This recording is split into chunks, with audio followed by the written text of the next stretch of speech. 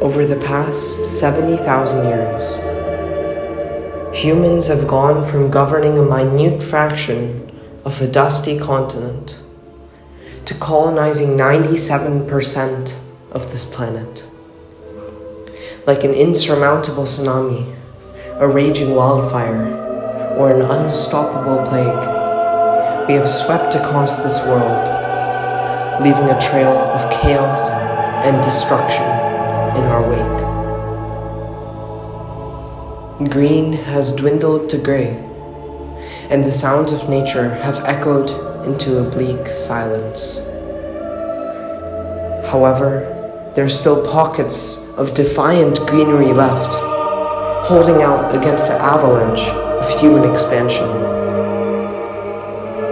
It is in these clusters that the subtle cycles of nature are revealed.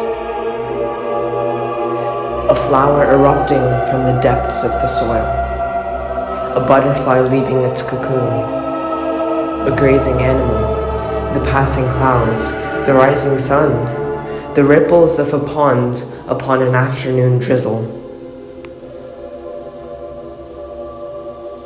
Chandigarh has long been considered a haven for nature in the northern states of India. Yet this oasis is drying up, leaving mirages of what once was, but now is not. Can it be saved? Can our joint efforts overcome human indifference? Or will we be our own Waterloo? The outcome is in our hands. The ripples of our decisions will either sink or suspend the raft of humanity.